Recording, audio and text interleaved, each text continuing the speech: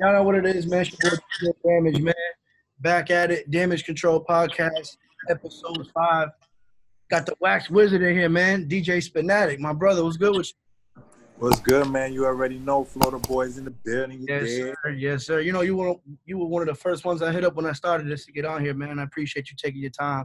I mean, I know you're busy and shit like that, man. So most deaf though. You know, I always see you trying to make different moves and be successful in the things you do. So I'm gonna always jump on board and support that. Appreciate it.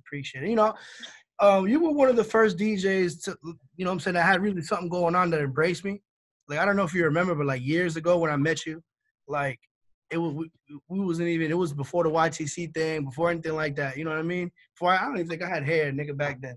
You know, you showed nothing but love from the beginning, man. And like I've like before I even met you, like I had structured my way, like watched you, how you did the mixtapes and stuff like that, and how you built your name. Like I followed those steps, and that helped me a lot, like to get to where I'm at in a sense. You know what I mean? So big up to you for that. Salute, man. No. I'm happy that I was able to work for you. Like I love to hear stories like that. Definitely.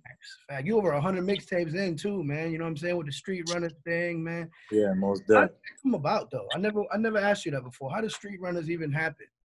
I mean, like, you know, I always was making mixtapes before that, but, you know, I was, like, really just in the city, like, putting the local dudes, doing my thing, trying to, you know, build that. But, you know, like, they didn't support it how I thought they would. They never do anything. You know, I'm like, I wanted to build something bigger than what I was trying to do. Right. So I created the brand Street Runners and just started dropping mixtapes consistently, and, like, I was fortunate enough to see a good return on it 3-4 volumes in. So I just went, you know, balls to the wall with it and put my all in and made sure it flourished and did what I needed to for it. It's like you started at the right time, in a sense, right? Like I would say that because not soon after I saw a little success in the mixtape game, it got really, you know, saturated. You know what I mean? Yeah. Not only that, like it went from selling physical mixtapes to the streams. But I got in when I was still able to, you know, make it lucrative off selling, you know, units. So I definitely came in at a good time. I can agree with that. That's fire. So what made you get into DJing? Like, yo, it's crazy because I know the perfect answer for that. Like, I've always loved music since a young age. My dad used to play in a little band and shit, like a Spanish band, you know what I'm saying? So, like, I've always liked music, and I pay attention to percussion and all that from a young age. So I'm like 4 years old, we go to Miami, and I hear whoever's on the radio back then DJing, and I recognize he did a blend. He had vocals of his different song on an instrumental. I'm 4 years old. I'm like, yo, Dad, what's going on here? Like, that's not the song.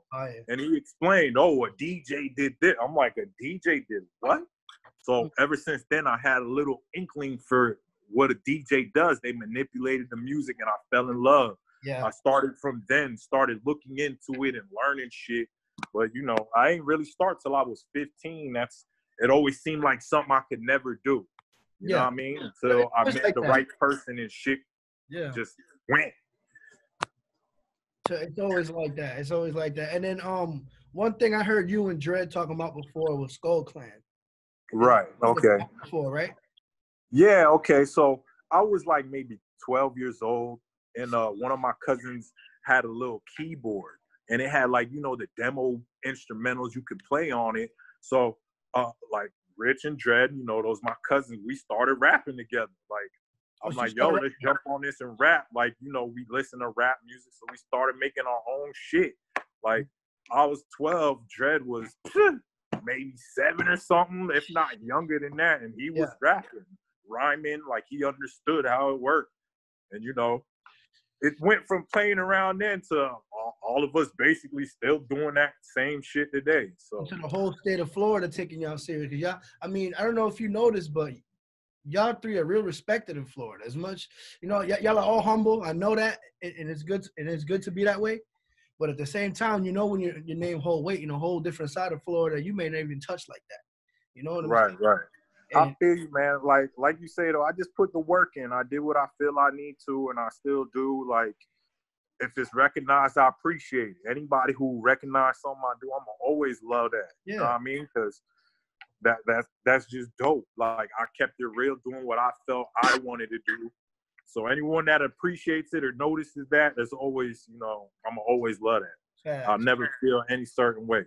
You definitely set a lot of trends with the DJing too, as far as the mixtapes and stuff like that goes. I mean, like, right. The whole series. Like, to be honest with you, like, I've seen a lot of series. Like, I remember DJ White Out back in the day and shit like that. Right. You know what I mean? And like Envy. Rest in peace to White Out. For sure. Yeah, right. For sure. But in Florida. Right. Nah, like the most consistent series in Florida, bro, besides like with the Southern Smokes and shit like that. But, right. Definitely. I feel you.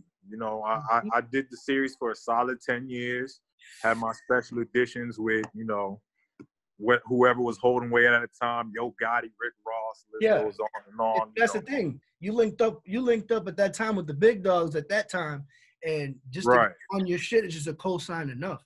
You know what I mean? Nah, definitely. I mean, I feel they looked at it as an opportunity that would also help them grow because, some of them reached out to me, maybe not them directly, people in their camp, and made it happen. Like, you see, I'm gonna say this here. Like, a lot of people like, oh, how much you pay for that? I've never spent $1 on a hosting on none of Talk that shit, boy. None of that. Anyone who did it, they wanted to. Period. It's true. Because that's like the same thing with me. I linked up with a lot of artists and done, you know what I'm saying? Like, I've had mixtape hostings with different artists and stuff like that. And people be asking me have asked me the same shit. How much you paid for that? Right. Like, it's cool if you want to ignore the work I've done, or maybe you didn't see it, but it happened, and that's why it happened. I mean, you got to question it. Question yourself.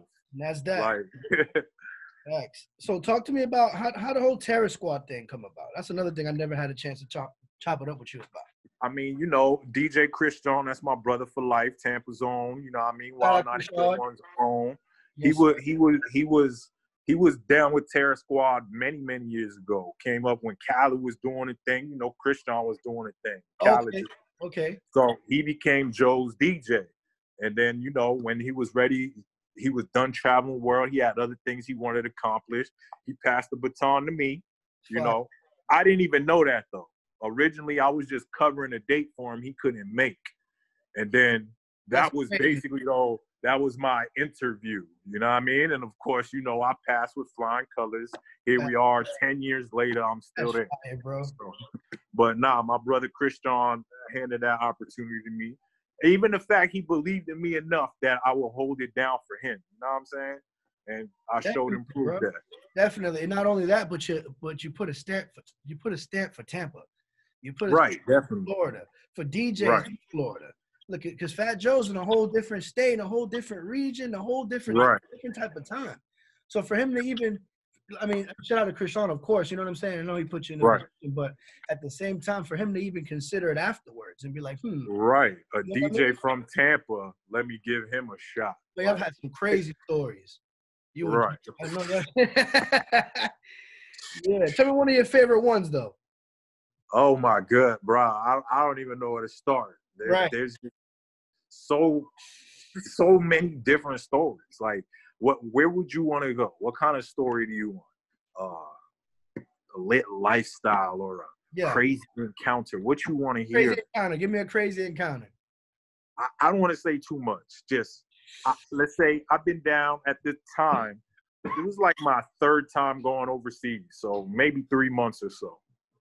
We're somewhere in fucking we're in Paris. I want to say it's Paris. So it was like my second time in Paris. Some shit happens, and one of the people in the club had an incident with someone in our group.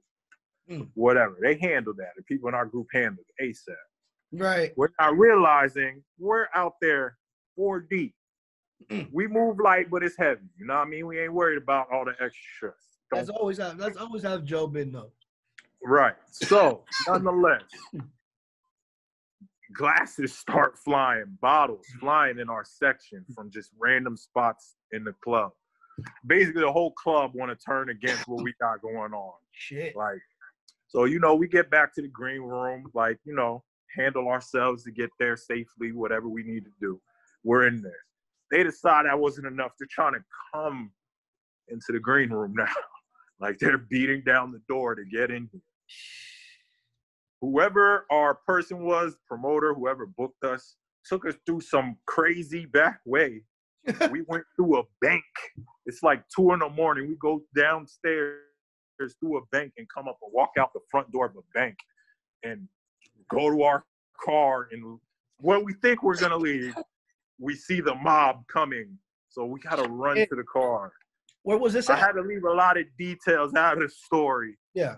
But that's the gist of it. Like, being chased by a mob, you know, you move around the city, you comfortable, whatever.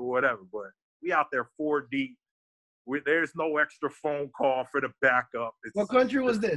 This is in France. Oh, France. That's right. You did say France. I'm pretty sure it was Paris. Pretty sure. Okay, like my second or third time there.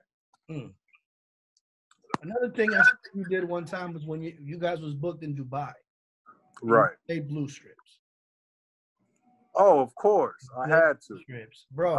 And of course, that was pre-Lil Baby. It was still on the rise, you know. Before Lil Baby. I tell Dred all the time, I like the regular version better. Right. I mean, you know, that's what would even get someone to co-sign it, though. The original version got to be that. Facts. And very seldom, if an original version is that, is a feature going to make it better. Like, if anything, it's just to broaden the horizon and make more people hear it. You know what I'm saying? But definitely, the original. Right. So still to this day, I play that great record. Of course. And you know, another thing too is when you came to Ocala one time, right? On tour, when y'all stopped out here in Ocala, and then the way you did blue strips and you did the drop, and then you muted it, and then you brought it back, bro. That's literally how Dred had me do it the entire time we was on fucking tour. He said, "Yo, do it exactly how Spin did." I said, "I got you." Right. I got you. Right. I mean, you know, one time we just tried that and the energy was right. And I'm sure you've seen it every time you do it. That energy just, it works too perfect. Atlanta, North Carolina, fucking in Boston. Oh, they was loving it. You know what I'm saying? Right. And you know, that's part of the artistry when he sees like how he got to perform shit. I'm glad to know he said that to you. You know, as an artist, he knows his performance set. So. For sure.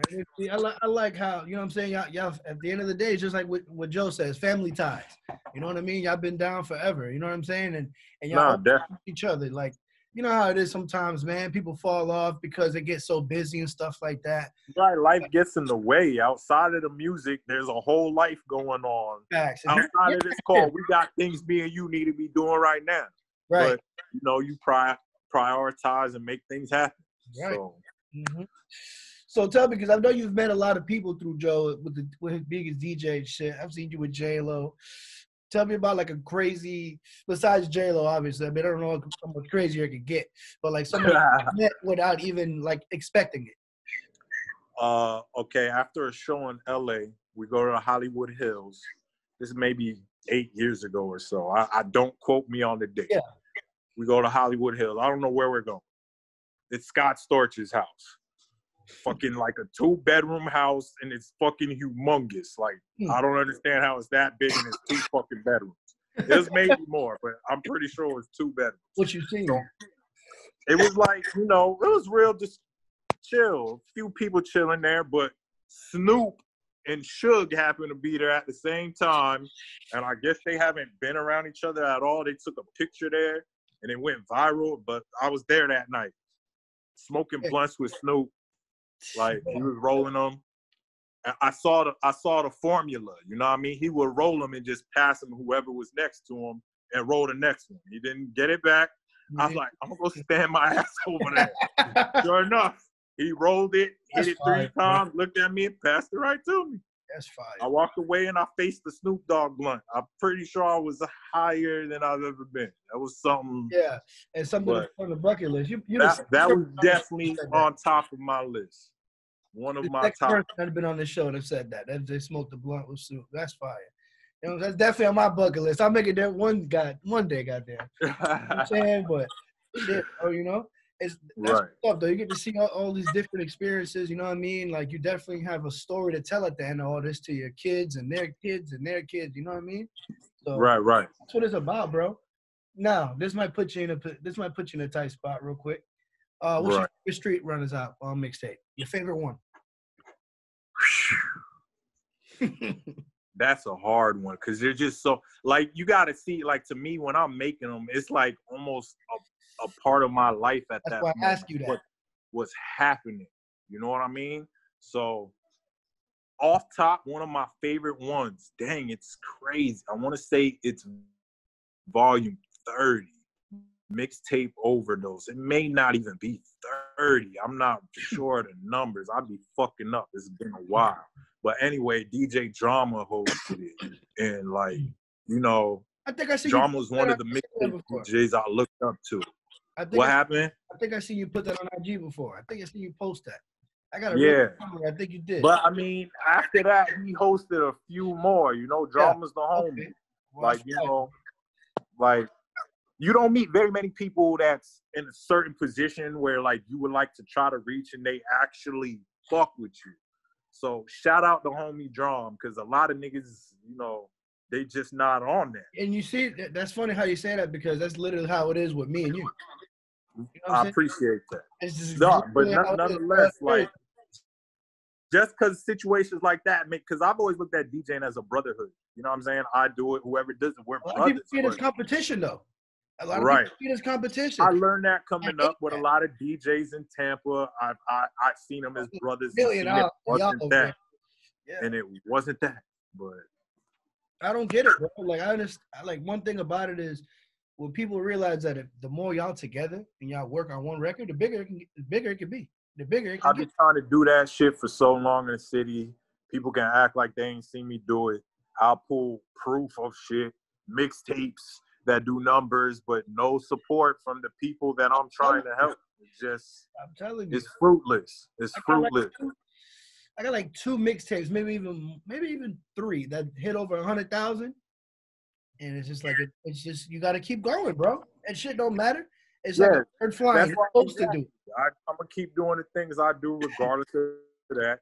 Even though I've been let down many times, I still do what I can for the city and those that fuck with me. I fuck with them. Right. So what you got coming up?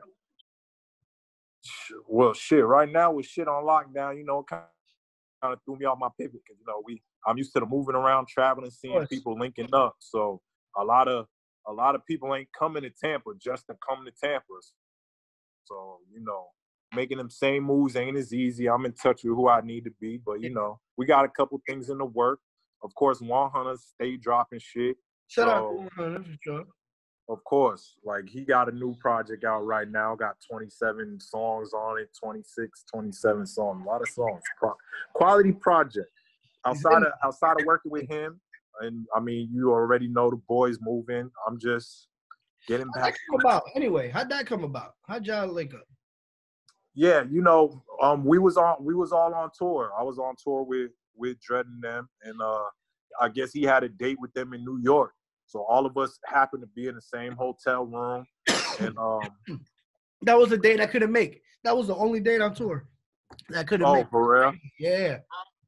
And I think I was out, so it happened perfectly because I couldn't make their dates before that one. So that's crazy, bro. That's right. About this shit years later.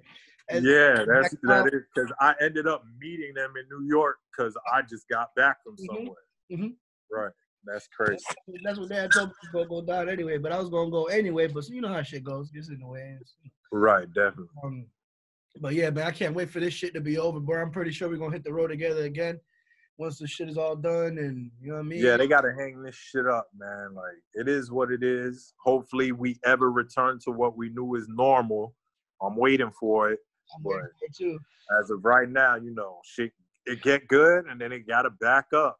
Like, you see how they did Florida. You out here, you seen it.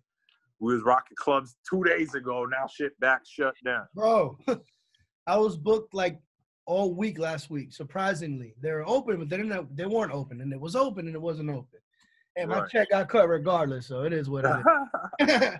You know what I mean? Right. The other thing is we gotta get a tape in too, bro, for sure. I mean, I'm with it for the culture. I ain't dropped a mixtape in probably 2 years, but I'm for the culture. With me. I need to get back on it though. I mean, I got a certain ear for music that people respected for years to help put them on the shit. Right. And I want to keep providing that service. The shit's looking crazy out here, man. They really, like, it's time for the DJs to really step back in, bro, because like with the whole streaming and the whole TikTok shit and the whole, you know what I mean? The whole, how do I want to say this? Commercial, I guess, getting in the way shit really takes from the streets. So there's not people that's in touch with the streets no more, bro. So it's really time for, you know what I mean, to get back on that. Yeah. To help them tap in, because if not, they just know the bullshit that's perpetuated. They don't even know anything else. Exactly, because they're used to the bullshit they see. So back to the real, back to music, they're like, oh, okay, yeah. You know, 100%. For sure, bro. But Spin, bro, I appreciate you coming out here, man. I know you're busy, man. I know you got a lot of shit going on too, brother. I appreciate you coming on, taking your time, man. Man, I appreciate you even reaching out, considering to put little old me on your podcast, bro. Keep doing your thing. I see it going up. You know what I mean? Keep working on that. Florida needs everything we can right now. There's a lot of eyes on us. There's a lot of talent. Shit, though. The real shit. Cause they know. Right. They need it. They need it. For sure, bro. But love, bro, you already know. Hey, let them know where they can find you, where they can hit you up for, you know what I mean? You already know. It's always the Instagram, DJ Spinatik. If you don't know how to spell that, you've been asleep for a long time. Street runners for life. You did. Sir, shout out Fair Squad, the vibe. Shout out YTC, SMG. You know the vibe. Family. Well, brother, hey, y'all safe, man. You already know, man. You gonna talk. Most damn it. Appreciate you, bro. Love, bro. Love.